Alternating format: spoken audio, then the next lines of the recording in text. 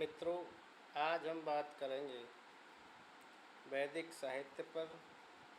मैं डॉक्टर प्रमोद कुमार, सहायक आचार्य MSJ college Bharatpur. मित्रों, जब हम बात करते हैं वैदिक साहित्य की तो इसमें प्रमुख रूप से 4 चीज़ें शामिल हैं: संहिता, ब्राह्मण, आरण्यक और उपनिषद। इन चारों को ही सम्मिलित रूप से वैदिक साहित्य का एक अंग माना जाता है। वैदिक साहित्य भारतीय संस्कृति के प्राचीनतम स्वरूप पर प्रकाश डालने वाला तथा विश्व का प्राचीनतम साहित्य है। वेद शब्द संस्कृत की विविध धातु से बना है, जिसका अर्थ होता है जानना अर्थात ज्ञान। प्राचीन परंपरा के अनुसार वेदों को नित्य और अपौरुषेय अर्थात जैसे कोई व्यक्ति ना कर सकता हो यानी ईश्वरकृत माना जाता है तथा ब्रह्मा को इसका रचयिता माना गया है।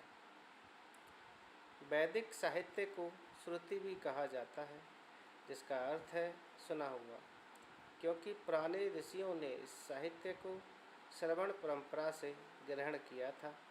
बाद में इस ज्ञान को स्मरण करके जो ग्रंथ लिखे गए वे स्मृति कहलाए। वैदिक साहित्य के अतिरिक्त अन्य हिंदू धर्म ग्रंथ स्मृति कहलाते हैं, यानी मनुष्यों की बुद्धि या स्मृति पर आधारित। सामान्यतः वैदिक साहित्य के कालक्रम को 2 भागों में विभक्त किया गया है।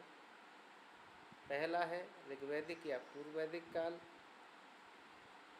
इससे अभिप्राय ऋग्वेद के उस काल से है जिसका समय आमतौर पर 1500 से 1000 ईस्वी पूर्व माना गया है, जबकि उत्तर वैदिक काल के अंतर्गत यजुर्वेद, सामवेद और अथर्ववेद तथा उससे संबंधित साहित्य आता है, जिसका काल सामान्यतः 1000 से 600 ईस्वी पूर्व माना गया है। वैदिक साहित्य से अभिप्राय। वैदिक साहित्य से अभिप्राय 4 वेदों से। ये हैं ऋग्वेद, सामवेद, यजुर्वेद और अथर्ववेद। प्रत्येक वेद की अपनी एक संहिता है तथा प्रत्येक संहिता से संबद्ध ब्राह्मण, आरण्यक एवं उपनिषद ग्रंथ हैं। ये सभी वैदिक साहित्य का ही अंग हैं। ऋग्वेद, सामवेद और यजुर्वेद को संयुक्त रूप से त्रयी कहा गया है। संहिता। वेद के मूल भाग को संहिता कहते हैं। संहिता का अर्थ है संग्रह। संहिताओं में मूल सूक्त एवं ऋचाएँ मिलती हैं। इनमें देवताओं के स्तुतिपरक मंत्रों का संकलन है। प्रत्येक वैदिक मंत्र का एक देवता और ऋषि होता है। मंत्र में जिसकी स्तुति की जाए वह उस मंत्र का देवता है, और जिसने उस मंत्र के अर्थ का सर्वप्रथम दर्शन किया हो वह उसका ऋषि है।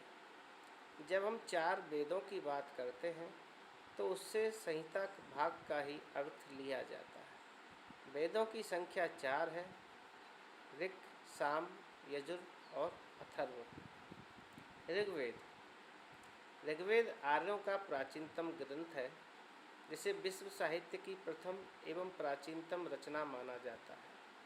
ऋक् का शाब्दिक अर्थ है छंदों और चरणों से युक्त मंत्र। ऋग्वेद के प्रत्येक सूक्त में एक देवता, जिसकी स्तुति एवं प्रशंसा में उस सूक्त की रचना की गई है, एवं एक ऋषि जो उन मंत्रों का दृष्टा अर्थात दर्शन करने वाला एवं रचयिता है, नामोल्लेख मिलता है। ऋग्वेद का पाठ करने वाले पुरोहित होता या होत्र कहलाते थे। ऋग्वेद में कुल 10,600 मंत्र और 1017 सूक्त हैं।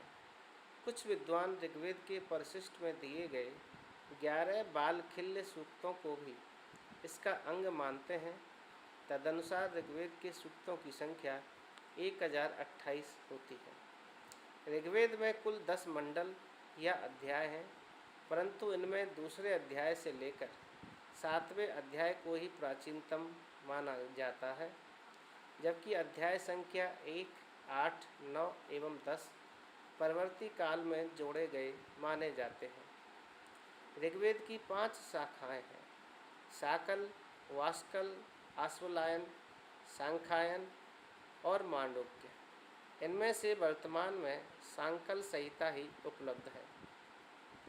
ऋग्वेद के मंत्र दृष्टा या निर्माता ऋषियों में 6 ऋषि प्रमुख हैं: गुत्समद, भारद्वाज, अत्रि, विश्वामित्र, वामदेव और वशिष्ठ। ऋग्वेद के मंत्र दृष्टा ऋषियों में कुछ स्त्रियों के नाम भी मिलते हैं, जैसे लोपामुद्रा, घोषा, सची, पैलोमी, काक्षावृति आदि।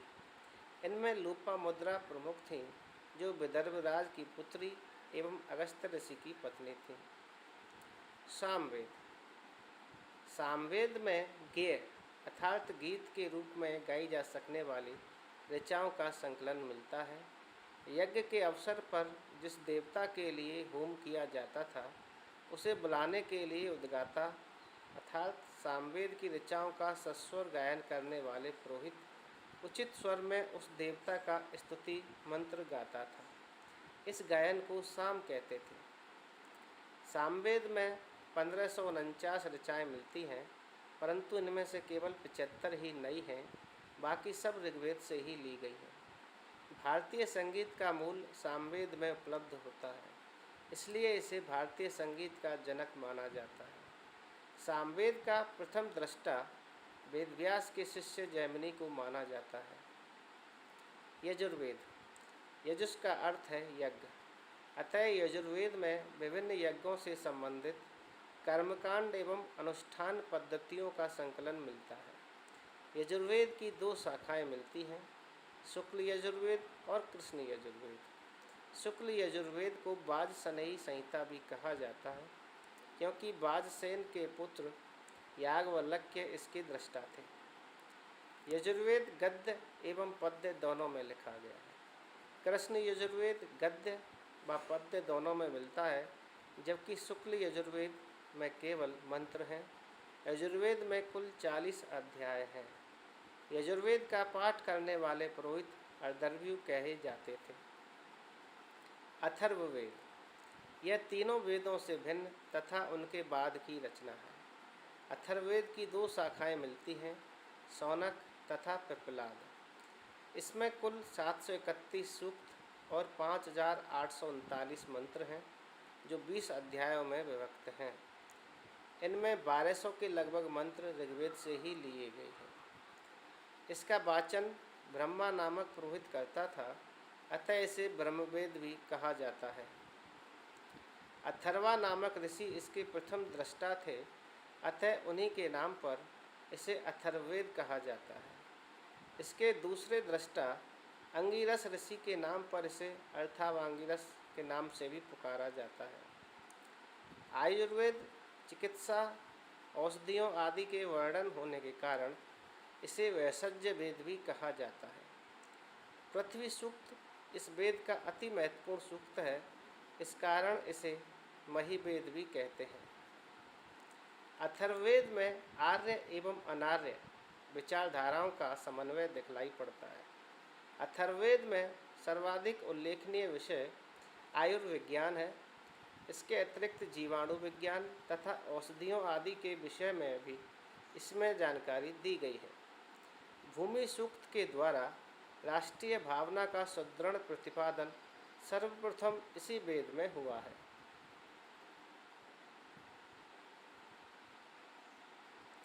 इसमें जादू टोने से संबंधित मंत्र तंत्र, भूत प्रेत, राक्षस पिशाच आदि भयानक शक्तियों का वर्णन भी मिलता है। ऋग्वेद के उच्च कोटि के देवताओं को इस वेद में गौण स्थान प्राप्त हुआ है। अथर्ववेद को त्रयी से बाहर रखा जाता है।